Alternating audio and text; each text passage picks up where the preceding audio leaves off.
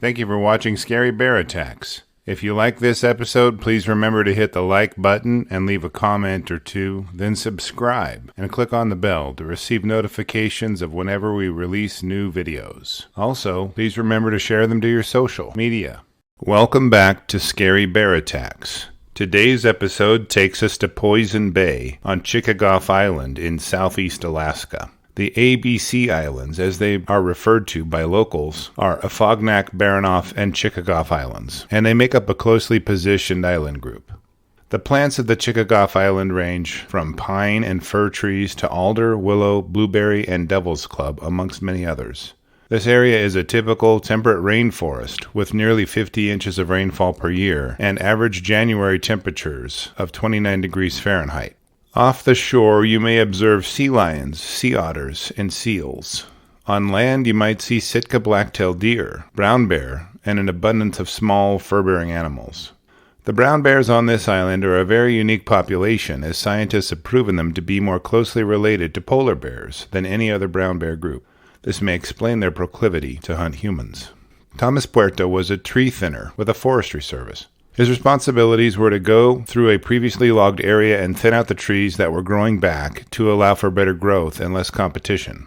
His days were spent roaming through the small stands of forests, cutting out one of a group of trees that are too close to grow healthily. His campmates nominated him to run to town to buy camp groceries, which meant that he would drive the 13-foot-long whaler across the bay for about an hour and buy the groceries and then return with new supplies. A trip that totaled about 2.5 hours. He left on Thursday, mid-afternoon.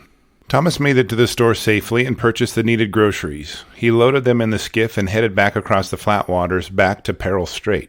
He would soon be back to camp, to the happy faces of workers welcoming the new supply of groceries. A few miles into his return trip, the engine of his boat began to act erratically. He knew that the currents of the passages between the islands were very strong, and he may be swept out to sea if caught in them, in a tide change. He decided the safest thing to do would be to motor into a bay or cove and work on the engine until he could get it working reliably. He had a few tools, but no firearm, nor any bear spray. Not sure you can blame him, given he was in a boat and there aren't many bears that hunt in the ocean.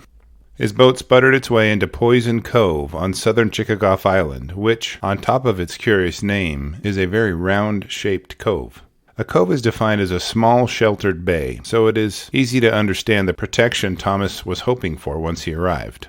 Once he anchored his boat near the shore, he lifted the hood on the engine and began working.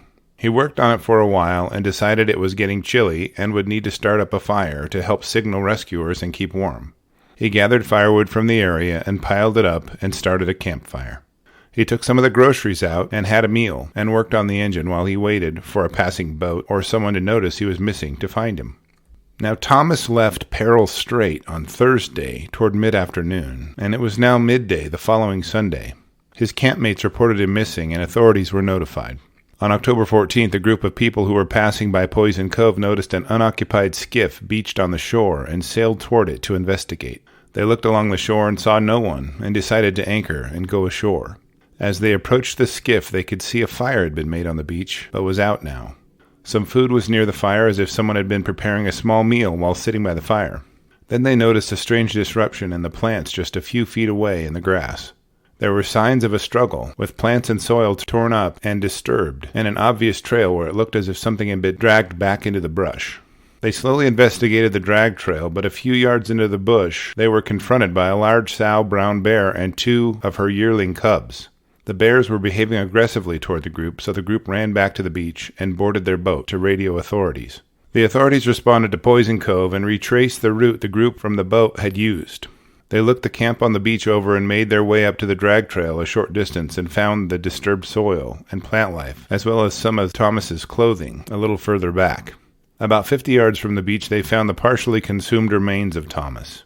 It was what bear experts would call cached, meaning the bears had eaten their fill, then scraped up surrounding soil and debris to pile over the remains, while marking it with their own urine and feces to deter their animals from consuming it. The Alaska State Troopers, as well as the Sitka Mountain Rescue, helped secure the kill site and recover Thomas's body.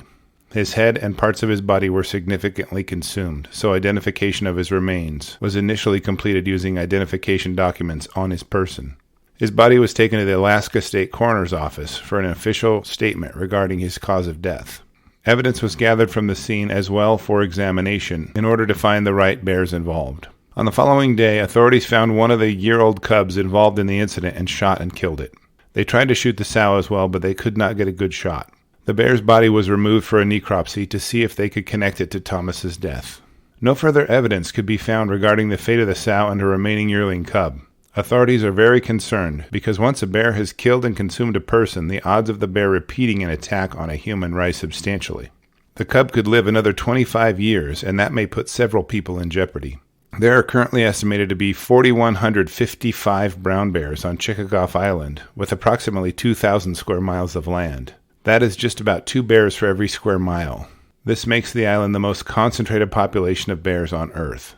If you've enjoyed this episode, please share it to others on your social media platforms, and don't forget to like, subscribe, and click on that bell for alerts when we release new episodes. Thank you, and please be safe, especially in bear country.